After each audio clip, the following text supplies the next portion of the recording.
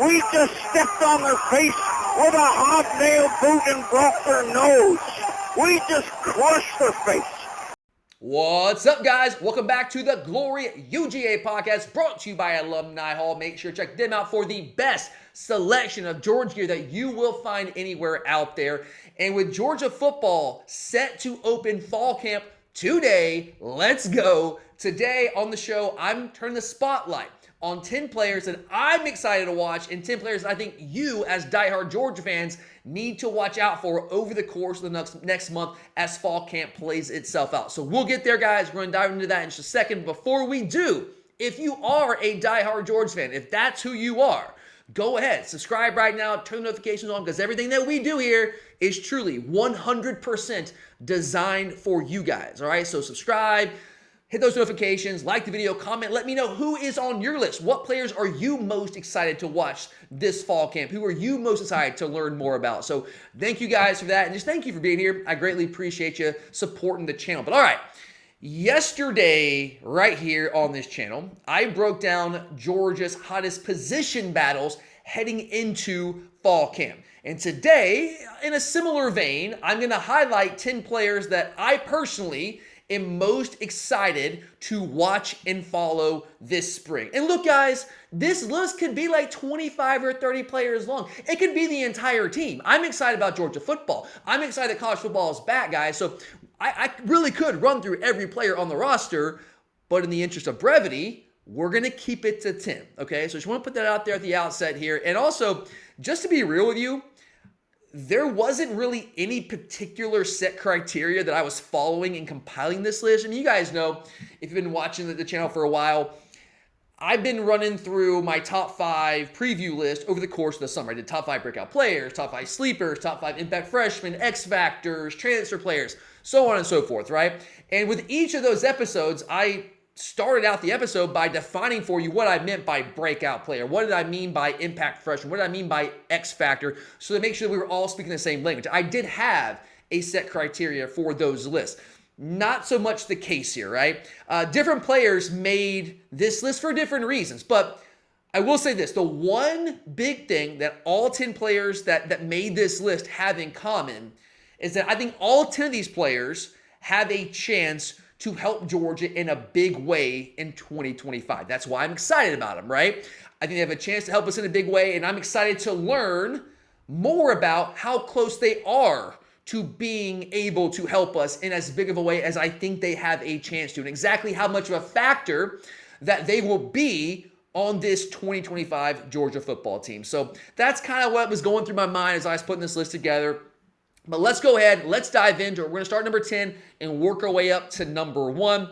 And coming in number 10, and look, guys, the order of this, it's, you can move these guys around. But coming in number 10, I've got transfer wide receiver from USC. Talked about him a little bit earlier this week. In fact, I think on yesterday's episode as one of those guys in a position battle there at that slot position. But transfer receiver from USC, Zachariah Branch.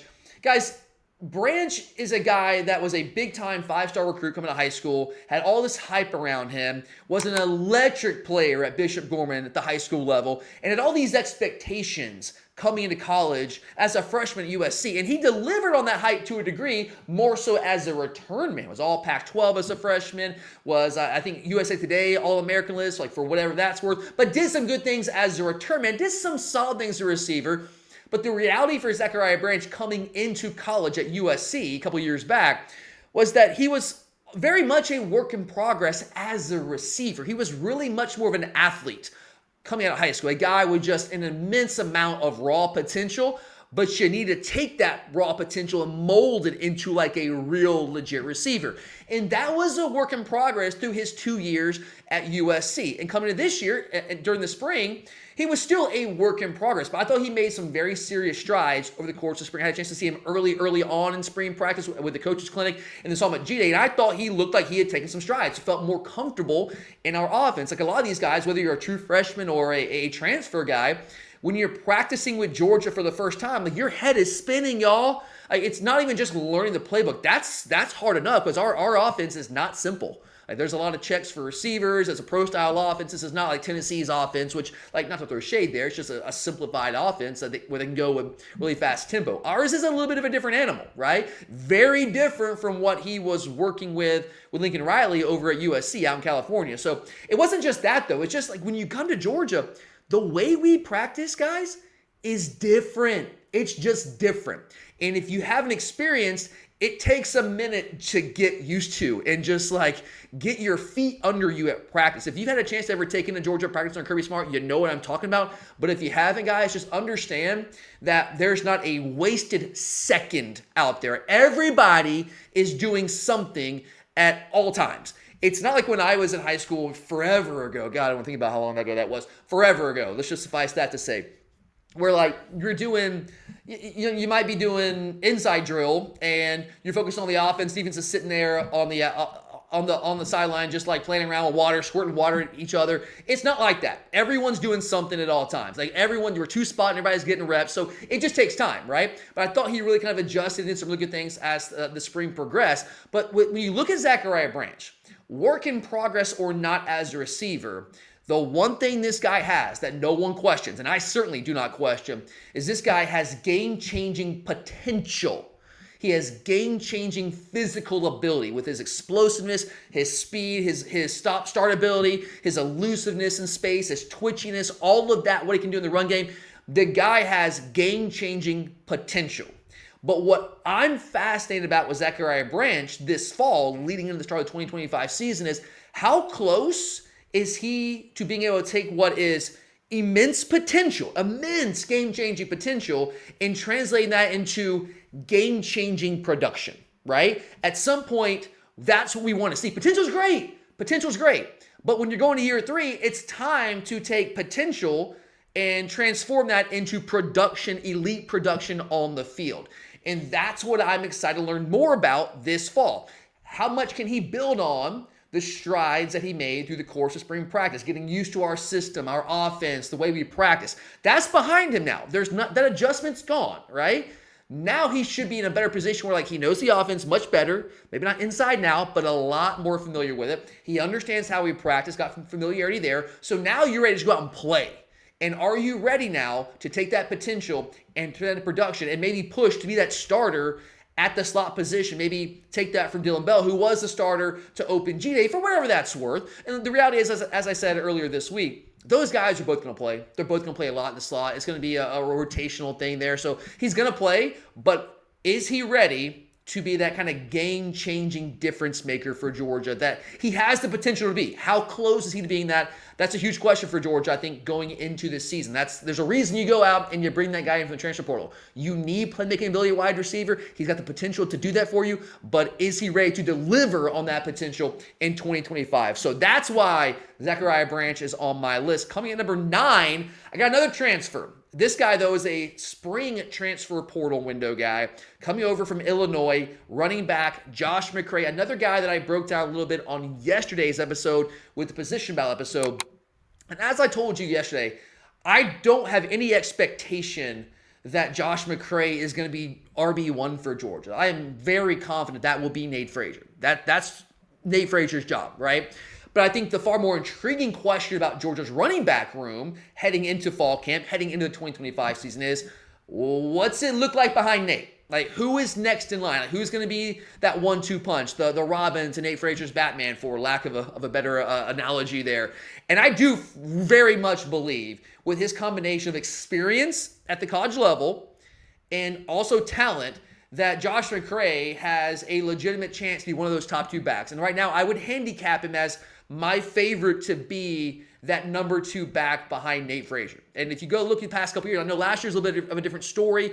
We had some injuries at running back, but so we had 2 guys, right? Like you had Trevor Etienne when he was healthy, and you had Nate Frazier. You go back to 2023, you had Dejon Edwards, you had Kendall Milton, right? And it's been that way for 3, 4, 5 years. You go back to 2021, you have Zeus and you have James Cook, right? And then in 2022, you have Kenny McIntosh, you have Dejon Edwards, you have Kendall Milton there as well. But there's always been that kind of that number 1 guy and the number 2 guy, right? They're kind of splitting reps there. So I think Josh McCrae can be that. But the question with McCrae, obviously, as a spring transfer portal guy who was not here during spring practice, so he didn't transfer in that winter, December window right after the season. He didn't transfer until after spring practice, so he wasn't here for the spring. So he's got some ground to make up. He has never once participated in an official Georgia football practice. And I just told you guys, talking about Zachariah Branch, it's a different beast. And look, he's played college football for a long time, right? He's going to year 4. So I'm sure he'll get up to speed pretty quickly there. But you got to learn the offense. You got to show the coaches that you can understand protections and all that. And that's going to be a lot for him to prove. He's got to show that, and he has a limited amount of time to do that. But again, if you look at his combination of experience, and I know he didn't play much his first years at Illinois. That was an injury thing. That wasn't a talent thing. He was their leading rusher, a little under 700 yards last year, kind of like in a split role there at that running back position. But if you look at what we have behind him, there's uncertainty, right? You have Bo Walker, who, as a freshman, I'm really excited about. The guy generated a ton of buzz, and I'm telling you, the buzz is real. I saw it with my own 2 eyes a couple times during the spring, but he's a true freshman, and there's question there. Rodney Robinson has a ton of questions. I'm hopeful that we get Rod, the best version of Rod, but coming off the injuries that he's come off of, there's no guarantee that's the case. Chauncey Bowen's coming in is back as a redshirt freshman. So same with Dwight Phillips, but those guys got very limited carries last year. So there's even like with Roger Robinson, he's been in the system for like going in his 3rd year. The guy has very few carries in his career. Very few. Last year as a sophomore, guy had 4 carries. He had 3 total yards rushing, okay?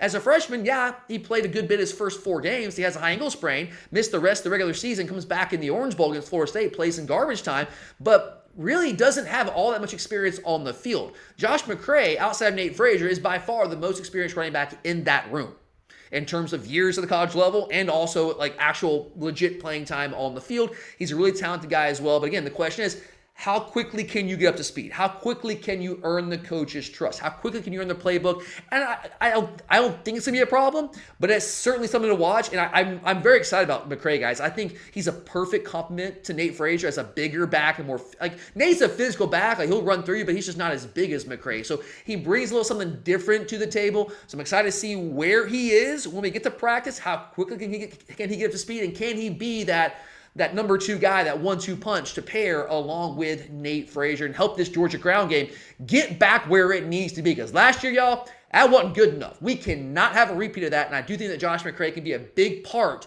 of that answer, a big part of getting the Georgia run game back where it needs to be. So I'm very excited about him. And coming in number 8, I got a true freshman here. I toyed around with having him higher on the list, but we do have a number of guys that I think are clearly in front of him at his position right now. So I don't know how much he'll actually end up playing, but I do think he's going to play.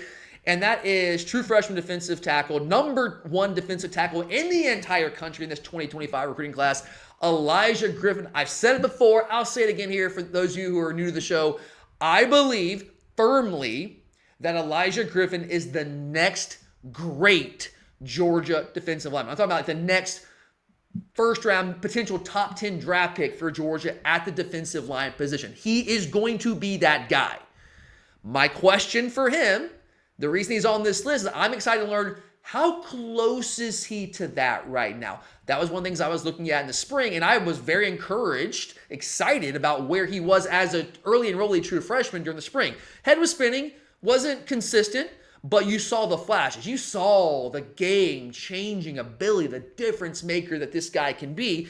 You just saw it in flashes. You just didn't see it on a consistent basis. So my question, and what I'm excited to see more of this fall for Elijah is, can he build on some of that momentum he built later on in the spring and show that he's ready to be a factor for this Georgia defensive line early in his career? Because, guys, look, our defensive line has been good relative to the rest of the country the past couple years, but it also hasn't been what it was in 21 and 22. It might never be what it was in 21 again, right?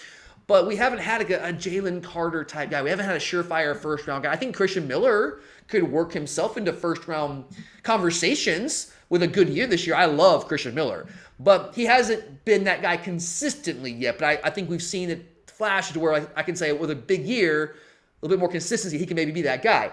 But again, Elijah Griffin is the next great Georgia defensive lineman. How close is he to being that guy as a freshman? It's rare to be a dominant player in the trenches as a true freshman because, as I often say, you're going against grown men. You're big, you're strong, you're bad, you dominated physically your entire career at the high school level, but this is the SEC. You're going against 20, 21-year-old grown men across the line of scrimmage. And all of a sudden now you might not be the biggest, baddest guy. And how do you respond to that, right? But he's got the strength at the point of attack. He's got the athleticism, the explosiveness in his game. So I'm convinced he will help us this year, be a part of the rotation. But how big a part of that defensive line rotation, how big of a factor will Elijah Griffin be ready to be this season? How early, too? I feel good saying, like, yeah, by the time we get to the Florida game, we get to Texas later in the year, he'll probably be ready to be more of a factor. But, like, we have a nice soft landing spot the first 2 weeks with Marshall and Austin Peay. Sure, great. But then week 3, you go to Knoxville. Tough game, right? Like, you need some difference makers on the defensive line. Then after a bye week, last week of September, Alabama comes calling. We need difference makers on the defensive line. We need game changers. And is he ready to be that, like, as early as the first 3 to 4 games? That's a question that I hope to find out more about as we go through the course of fall camp. So I'll certainly be watching and listening for him. And then stick with the defensive line. Coming in number 7, I do have Jordan Hall ahead of Elijah Griffin. Why? Because Jordan Hall, I think, is probably reasonably closer to being ready to be an impact guy for Georgia on the defensive line this year than Elijah is. I mean, Griffin's a freshman. Jordan Hall's going to year 3, guys. And like Elijah Griffin, Jordan Hall was a big-time 5-star recruit. Not the number 1 defensive lineman, but a big-time 5-star guy coming out of the high school level that I had all sorts of expectations for coming into his Georgia career. Did some good things as a freshman, but we all know fall camp last year, stress fracture on one leg, compensates for it, stress fracture on the other leg. So 2 stress fractures, both legs, basically cost him the entire season. Came back and played a handful of snaps very late in the season, but didn't really do all that much for Georgia.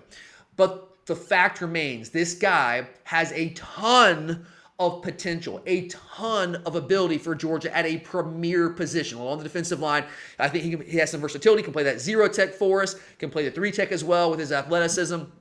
I think Jordan Hall has the ability to be one of the better defensive linemen we've seen at Georgia in years. I believe that. I think he can be that guy for us. But coming off 2 injuries and basically missing all of last year, how close are you to being that guy? Is Jordan Hall really ready to be the guy that I believe he can be if he's fully healthy? How well has he recovered from those injuries? These are questions I have, and I'm going to be watching for him. I'm going to be listening. I'm going to be every practice report I get, everybody I talk to that's around the program, I'm going to be asking, Jordan Hall, what are we seeing out there? I loved what I saw from him during the spring. He was out there at G-Day with the number 1 offense, or number 1 defense, working primarily at that 0 tech. He played a little bit of 3, but was that primarily at that 0 spot. And I'm excited, man, because I think this is a money year for Jordan, guys. This is year 3. He could obviously go pro after this year. And with a big year, I think that's probably what he's looking for. So can he have that type of year? Can he live up to that 5-star billing this season? I think that would be huge for Georgia to get more help to go along guys like Christian Miller and Xavier McLeod and even Elijah Griffin as well. All right, coming in number 6, in a similar situation, really more so, I guess, similar to what Elijah Griffin brings to the table in his true freshman year.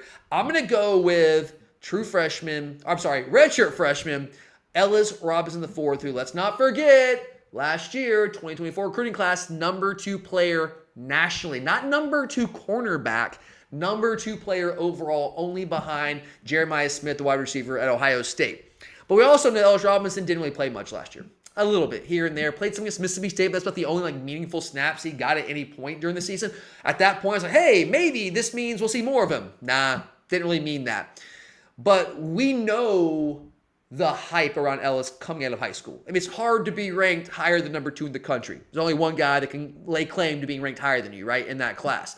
So this guy has a ton of potential. And it's not just the ranking. Okay, rankings are cool, but who cares? Watch tape. High school, guy was unbelievable. 7-on-7 camps, even though that's not real football. Guy was unbelievable, locking down some of the best receivers in the entire country in that class.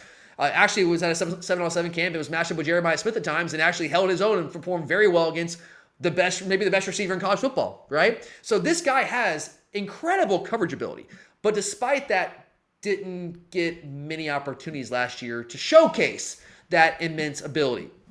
And the reason for that, as we talked about on yesterday's episode, breaking down that quarterback position battle, is that he was small. and just wasn't ready to play with the type of physicality that we require of our cornerbacks on the perimeter screen game, perimeter run game, right? Which is a lot of teams that if that is something you aren't ready to handle, that they will exploit that. Offenses will exploit that. They will. So we just didn't feel confident and comfortable putting him out there with that obvious weakness there. So the clear question, the only question I have about Ellis this year is, how much has he improved in that one area? That one area that kept him from being more of a factor as a true freshman. I am very confident in Ellis Robinson's coverage ability. I mean, I saw him at fall camp last year, guys, as a true freshman, made an absolutely insane interception. Like a falling back, one-handed, like his body torquing around, like ridiculous stuff. That's the type of ability, athleticism, coverage ability this guy has. But you've also got to be able to do what our coaches demand of you and play with physicality on the perimeter.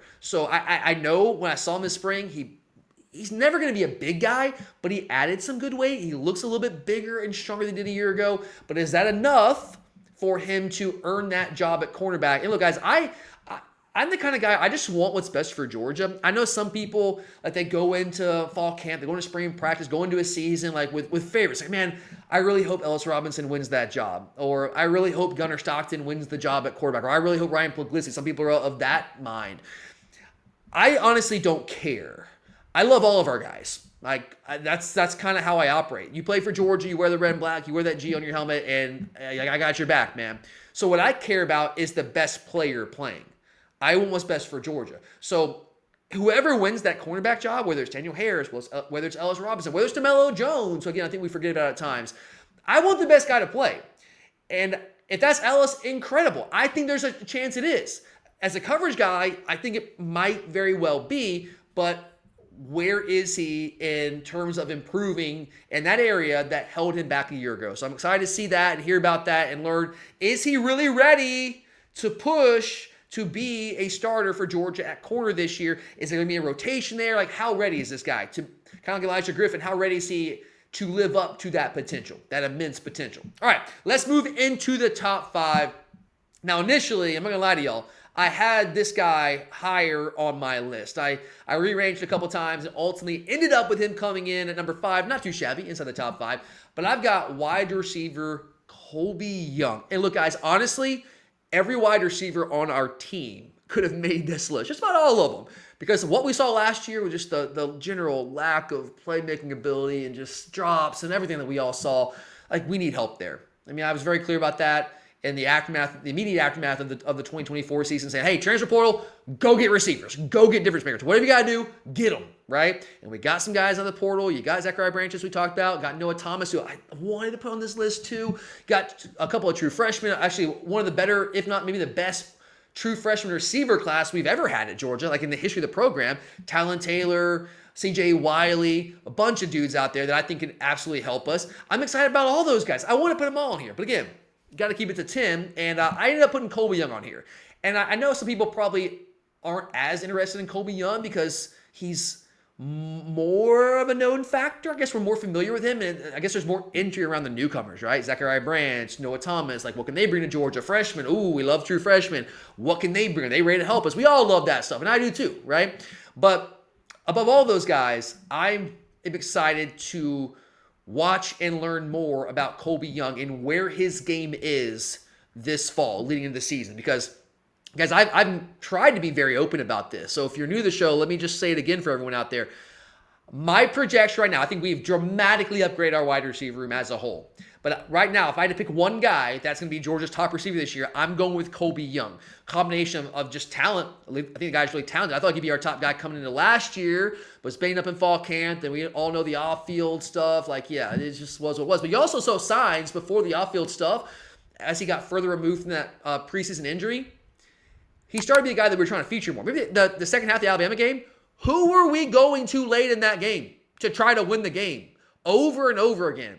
Yeah, Colby Young, right? I mean, Carson couldn't quite put where he needed to put it a couple times, but Colby Young was the guy we were going to. That wasn't by accident, guys. Did some great things last spring. Obviously got banged up in fall camp, sent him back a little bit as a newcomer. But even though he missed a portion of last year, a good portion of last year, he did practice with us in the spring, in the fall, first half of last season, came back in bowl practices. And once our Title IX office here at Georgia cleared, it didn't completely absolve him of all the charges at that point, which have now been dealt with. But when he was cleared by our Title IX office, that opened him to be able to come back to practice, not to play, but to practice with the team. So this guy is a guy that has more familiarity with our system, our playbook, and also our quarterback, by the way, than these newcomers, whether they're true freshmen or transfers coming in this year at receiver. I'm excited about all of them, but if I had to pick one, I think Colby Young is going to be that guy for Georgia at receiver. But my question about Colby and my excitement around him, the injury around him for me coming to the fall is this question. Is Colby Young ready to be a legitimate alpha number one wide receiver for Georgia? Because, guys, we haven't had one in a minute, y'all. We haven't. It's been a missing piece. Like, what's the closest we've had? George Pickens? Maybe? Ladd, maybe, right? But, I mean, he was banged up. He missed half of his final year at Georgia. But do we have a guy that's like, okay, we need to play like we're going to you? Do we have a guy that we can count on for 75 to 100 plus yards a game? We haven't had a guy. It's been like maybe since A.J. Green, since we had that kind of guy. And look, I don't think Colby Young's going to be A.J. Green because that's the greatest receiver in Georgia history. That's a different dude, right? But we need an alpha. If you look at some of these teams out there with some of the high-powered offenses, and Georgia offense has got to improve again this year. We were great in 23, top 5 offense across the board, which all the Bobo haters want to conveniently forget about, which that's we're not going to go down that rabbit hole right now. But last year, obviously, wasn't good enough. And a big part of that was we just didn't have guys at receiver. We had decent dudes. Arian had a solid year. Dylan Bell did some good things, but neither one of those guys was an alpha guy that the defense has to form their entire game plan around. They weren't those guys, right?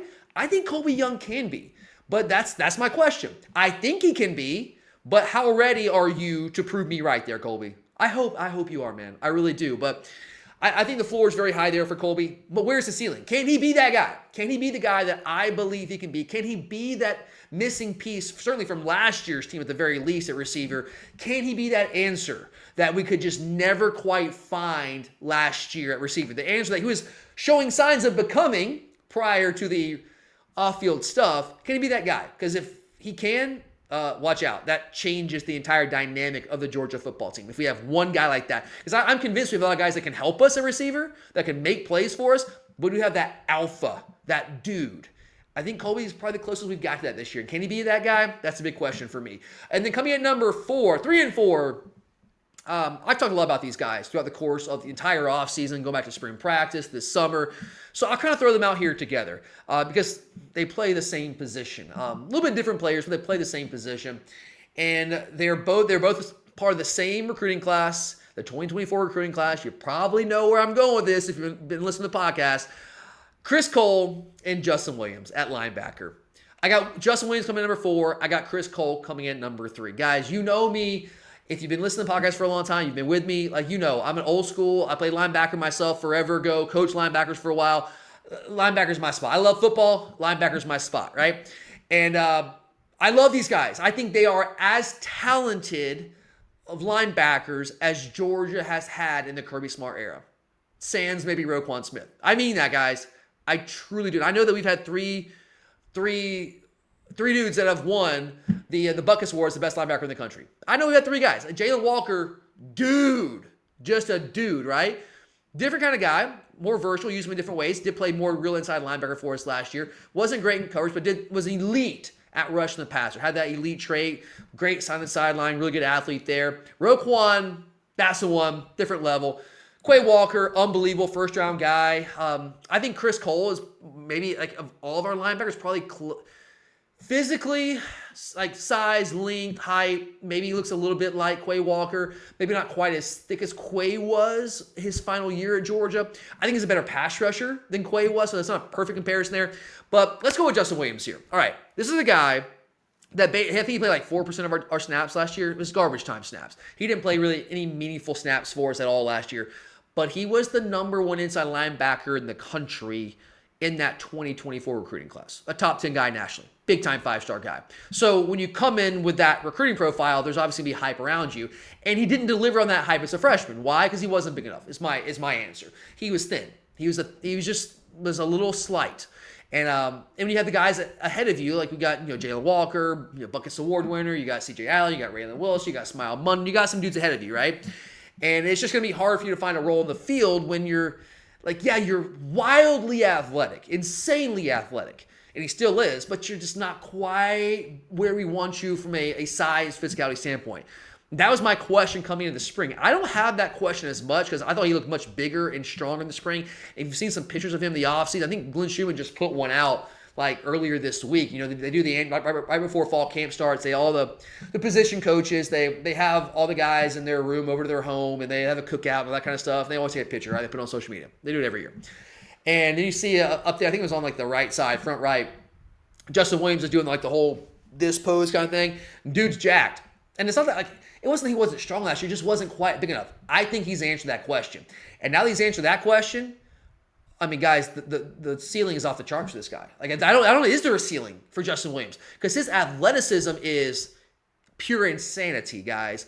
And he can use that sideline, pursuit, scraping, all that, rushing the passer. He's got that explosiveness. He can cover. He's really, really good in space. I think we're going to be much better in space covering at linebacker than we were a year ago. As great as Jalen Walker was when he was playing inside linebacker, teams exploited him in the pass game. It just wasn't really his thing. CJ improved last year in that regard. So true freshman wasn't great there. Wasn't always great there last year. I thought he got a lot better as the season progressed. Raylan, I always thought was pretty good in coverage. I think he's a good athlete. But these two guys can change that dynamic for Georgia. I mean, it wouldn't shock me if they're both on the field on third downs because of their athleticism and the way that they can operate in space. So with Justin Williams, my only question is, with the momentum he built in the spring, and guys, he did great things in the spring. He burst onto the scene this spring. Different guy. And so after the spring, I am convinced that he's going to be in the rotation. We're going to have at least a 4-man rotation inside linebacker. He is going to be a part of that rotation, okay? But my question for him and what I'm excited to see and learn this fall is, can he carry that momentum that he built all spring long into the fall and take his game to even another level this fall and position himself for a major role on this Georgia football team? Maybe not just okay, you're the fourth linebacker, you get a series, every third or fourth series, something like that. Can he actually take snaps from guys like CJ Allen and Raylan Wilson? I think there's a legit chance. I just got to see how close he is right now. How much has he continued to improve over the course of the rest of the offseason after the spring and now coming into fall camp? But guys, the sky literally is the limit for Justin Williams at linebacker. Then Chris Cole, y'all know how I feel about this man. I think he might be the best defensive player we have on our team. I think he's going to be a big part of the answer of how we replace Jalen Walker. He's different from Jalen, but there are some clear similarities. Like Jalen, he's a very versatile athlete. He's not just an off-ball linebacker, although he can play off-ball linebacker. I think he's going to be better at that than Jalen was. I think he's more adept in coverage in space like that. Not as strong as Jalen, maybe. Not built like Jalen. He's taller and longer than Jalen. Jalen was was shorter and sawed off, but that helped him get that bend, get under offensive tackles, and really just wreak havoc on opposing offenses all season long. And Chris isn't quite built like that, but like Jalen, he is an explosive pass rusher. Has really good pass rushing ability, really good flexibility, a little bit taller, but the length can also help him get his hands on linemen a little bit quicker, a little bit better maybe than Jalen was able to. So I think he's going to be a great pass rusher like Jalen was, just maybe go about it a little bit differently, but he's an explosive athlete, can be one of those guys that we use to spy the quarterback, mirror the quarterback, third down guy, can also be a stand down guy. I think this guy is a surefire first-round draft pick after next year. He is going to be incredible, and I think he's going to be that guy this year. So my questions about Chris Cole, what I want to learn more about this fall is, okay, where are we going to play him, and how are we going to use him? I think the answer is a little bit of everything, but how much is he going to be more of an off-the-ball guy? Right? How much is he going to be working off the edge? Is he going to play some star for us, right? Situation against teams that go with heavy personnel, maybe some 12 personnel, want to run the football with some physicality at us, and you want to get more physical there. You want to put more size on the field to match their size, and you put a guy like Chris Cole out there who can also function really well in space with his athleticism. How much of that does he use? How does he play? I want to know these things. I'm excited, guys. I want to learn that stuff. And I'm also excited to ask this question. Like, I love Raylan Wilson. I was really high on Raylan coming out of high school. Flipped him for Michigan late in that cycle, 5-star guy. I think his potential, a lot like, same thing you say about Chris Cole and Justin Williams, his potential is off the charts. It's just a matter of him like learning more how to play that position and becoming more disciplined as an inside linebacker, which I thought he really made some strides as the year went on last year as a sophomore. I think he's probably positioned to have a really big year for Georgia this year. But I think Chris Cole's awesome too. And like, how much can Chris Cole potentially push Raylan Wilson? How much can Justin Williams potentially push Raylan Wilson? How much can they maybe eat into some of his snaps? Can they eat into some of CJ's snaps? And I love CJ. He's a leader on this team. But we're blessed, guys, at the linebacker position. We are loaded. CJ's awesome. Year 3 for him. He could be that next in line to be the Buckus Award winner. Raylan maybe could be, but Chris Cole is a stud. Justin Williams is a stud. And I'm excited to see where they are this fall and how much they can help us early this season. All right. Coming in at number 2, for a minute I had him at number 1, but I ultimately settled on having him at number 2, and that is Army transfer Elo Mosozi. Again, I know all offseason I've been saying Elo. Apparently it's Elo, okay? I have that on good authority now. So Elo, I'm going to correct myself there. Apologize for messing it up for the last, 4 months or so. Intriguing guy, man. Never seen him in a Georgia uniform. He's like Josh McCrae, post-spring transfer. So we haven't seen this guy practice. I didn't get to see him during the spring. I didn't see him at G-Day. Nothing, right? Now, I watched a ton of Army film. I watched more Army than I ever had my entire life combined this offseason, trying to get a better feel for what Mosozi brings to the table. And I am, as I've said several times, say it again here for all you new listeners, I'm like convinced the guy is a dynamic pass rusher. I think he could be one of the better pass rushers in the entire SEC, if not the entire country. I believe that. Certainly within our system, with the guys that he'll have around him that will also occupy attention from opposing offenses as well. The only question I have is physicality, right? I mean, he's 6'3", 6'4", 245-ish pounds, 250-ish pounds. But playing in the American Conference and playing every down like he did is different than playing on a down-by-down basis, being an every-down player on the edge at Jack linebacker in the SEC, which is what we kind of need him to do this year, guys. So that's what I'm excited about. I want to see where this guy is. Can he be an every-down player for Georgia? Can he be more than just like a third-down pass rush specialist? Because, again, I'm convinced he can do that and do that at a high level. I don't need any more convincing there. But for him to be as impactful as I think he can be, and honestly, as impactful as we need him to be, he needs to be on the field as an every down guy. I'm not saying it's to play every snap, because we have like Quintavious Johnson, we have some other guys that can spell him there. But if he can only play third downs for us because he's not big and physical enough to hold up setting the edge consistently in our defense, well, that's going to limit his effectiveness. And we need him to be a dude for us. Like, we need this guy to hit in a big way. And for that to happen, he's got to play first, second, third down. He's got to play standard downs and third downs, all right? So is he ready for that? Is he ready for what we're going to ask him to do in this defense this year? Is he ready to be the guy that, quite frankly, we need him to be in 2025, which is one of the better defenders in the entire SEC? I think he has that potential. Where are you? Can you be that guy? I think we'll learn a lot more about that this fall, so I'm certainly excited to learn about that and watch where he is. And then finally, is this cheating? I don't know. You be the judge. You decide. But for me, isn't this a no-brainer? The guy that I am most excited to continue to see where he is and see how he continues to develop is quarterback Gunnar Stockton.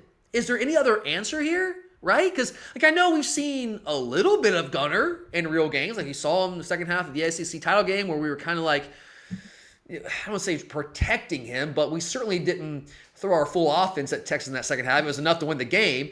And then against Notre Dame, we saw obviously a full game. I thought he performed admirably, very well in that game. Everything that we honestly could have asked him to do to help us win that game, he got let down by other players on the offense and the team at large. So, we've seen Gunnar, but we haven't seen a lot of him.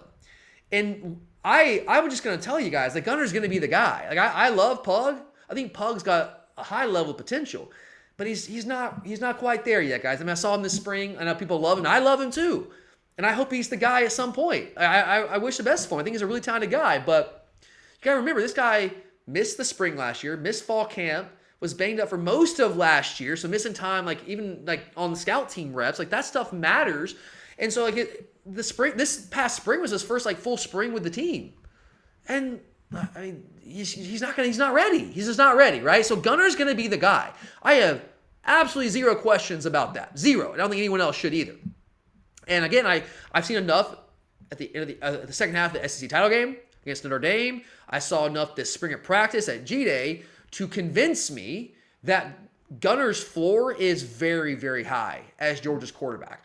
I do not see there being a scenario where Gunner just like face plants and is just a bust for Georgia at quarterback. I just don't see it. I could be wrong. Right? You know, you say a lot of things when you run a podcast like this and you don't bat 1,000. I could be wrong there. But I've seen enough and I've come around. Like, you guys know me. For a while there, like this time last year, I was a skeptic of sorts based on what I had seen from him. Certainly at fall camp last year when I was able to take him to practice, I was a skeptic, right? I was like, I don't know, he's not ready right now. But my opinion evolves with the evidence, right? I think that's just kind of how it should be. And every time I see Gunner, he continues to improve and get better. When I saw him in the SEC title game, he was far better than he was at the practice I saw him at in the fall. Against Notre Dame, he was better than he was in the second half against Texas. When I saw him in the spring, he was much more command of the offense than he was against Notre Dame, which I know wasn't a real game, but like the guy was running the show.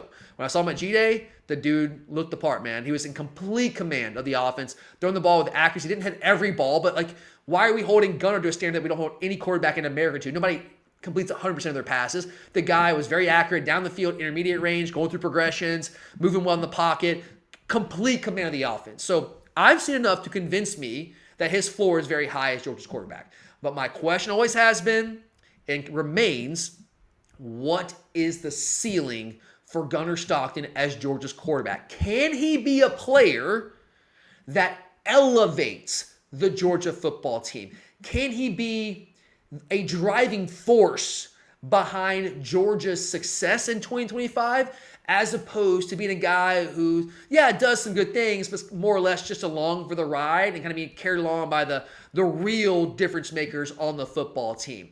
That's what I don't know right now. And I wish I could tell you guys, like Gunner's going to be elite. Gunner for sure, zero questions. I don't know that. I've seen enough that I can tell you confidently I think he's going to be at least good for Georgia. The floor is high. What I don't know is where the ceiling is.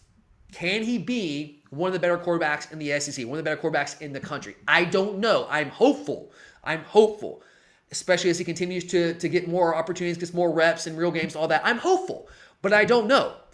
So the answer to that question, honestly, guys, it might very well determine how far this Georgia football team ultimately goes in 2025. So that is why Gunner Stockton is coming at number one as the player I am most excited to watch and learn more about where he is this fall camp leading into the start of the 2025 season, which, guys, we're a month out, man. We're a month out from Georgia football, guys, and that is, God, that's amazing. It's amazing. It is almost here, guys. So that's kind of how I see things, and those are the players that I'm going to be watching most closely. And I'm watching everybody. I'm listening to everybody. There's more players that I'm interested in, but got limited it to 10, and those are my 10.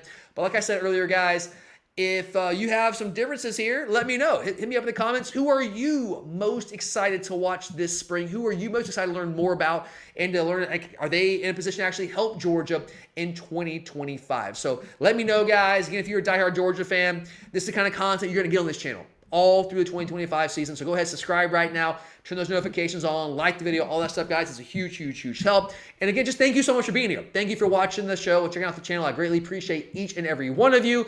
But for now, I'm out of here. I'm Tyler, and as always, go Dogs! Man, is there going to be some property destroyed tonight. 26-21. Dogs on top.